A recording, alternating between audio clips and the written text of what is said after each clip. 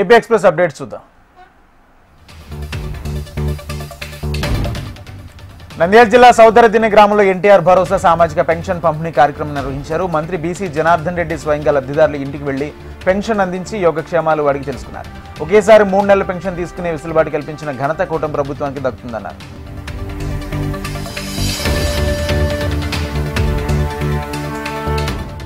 బాపట్ల జిల్లా చీరాల్లో ఎన్టీఆర్ భరోసా పెన్షన్లను ఎమ్మెల్యే మాల్కొండయ్య, నర్సరావుపేట ఎమ్మెల్యే అరవింద్ బాబులు కలిసి లబ్ధిదారులకు అందజేశారు.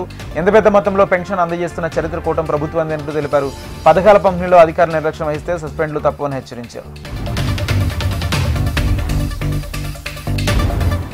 ప్రపంచ ఎయిడ్స్ దినోత్సవం సందర్భంగా రాజుల్లోని భారీ అవగాహన ర్యాలీ నిర్వహించారు. ఎయిడ్స్ విధ్వంసాన్ని నివారిద్దాం, జాగరూకత నింపుతామని టీడీపీ రాజోలు ఇన్ఛార్జ్ గొల్లపల్లి అమూల్య పిలుపునిచ్చారు. ర్యాలీలో పాల్గొన్న వారితో వైద్య సిబ్బంది ప్రతిజ్ఞ చేయించారు. ఎయిడ్స్ వ్యాధి పట్ల అవగాహన కల్పించడం, వ్యాధి సోకకుండా జాగ్రత్తలు తీసుకోవడంపై ప్రజలకు మరింత అవగాహన కల్పిస్తున్నట్లు అమూల్య తెలిపారు.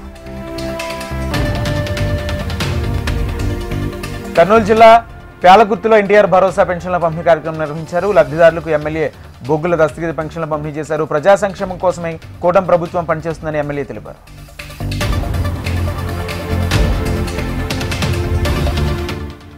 జగన్ మళ్లీ సీఎం అయి ఉంటే ప్రజలను తాకట్టు పెట్టేవాడని ఎమ్మెల్యే దగ్గుబాటి ప్రసాద్ విమర్శించారు. అనంతపురంలోని పలు ప్రాంతాల్లో పెన్షన్ పంపిణీ కార్యక్రమంలో పాల్గొన్నారు.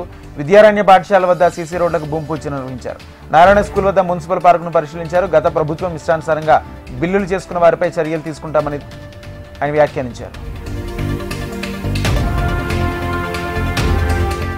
ప్రపంచ ఎయిడ్స్ దినోత్సవం సందర్భంగా పుట్టపర్తిలోని అవగాహన ర్యాలీ నిర్వహించారు. అవగాహనతోనే హెచ్ఐవి మహమ్మారిని నియంత్రించగలమని కలెక్టర్ శ్యాంప్రసాద్ అన్నారు. ఎయిడ్స్తో ఆంధ్రప్రదేశ్ 2వ స్థానంలో ఉందని తెలిపారు.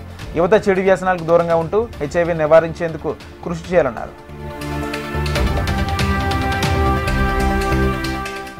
భార్యను బండరాయితో తలపై మోదీ భర్త పరారైన ఘటన కాకినాడ జిల్లాలో చోటు చేసుకుంది. మహిళకు తీవ్ర రక్తస్రావం కావడంతో కుటుంబ సభ్యులు ఆసుపత్రికి తరలించారు. చికిత్స పొందుతూ మల్లేశ్వరి మృతి చెందింది. ఇంద్రపాలెం గ్రామానికి చెందిన గంగరాజు, మల్లేశ్వరి మధ్య గత కొంతకాలంగా విభేదాలు ఉన్నట్లు బంధువులు తెలిపారు. ఘటనపై పోలీసులు కేసు నమోదు చేసి దర్యాప్తు చేపట్టారు. నెల్లూరు జిల్లాలోని ఏసీఎస్ఆర్ ప్రభుత్వ మెడికల్ కాలేజీలో విషాదం చోటు చేసుకుంది. ఎంబీబీఎస్ 3వ సంవత్సరం చదువుతున్న నాగమహేశ్వర్ హాస్టల్ రూమ్లో ఉరివేసుకుని ఆత్మహత్య చేసుకున్న ఘటన పోలీసులు కేసు నమోదు చేసి దర్యాప్తు చేపట్టారు.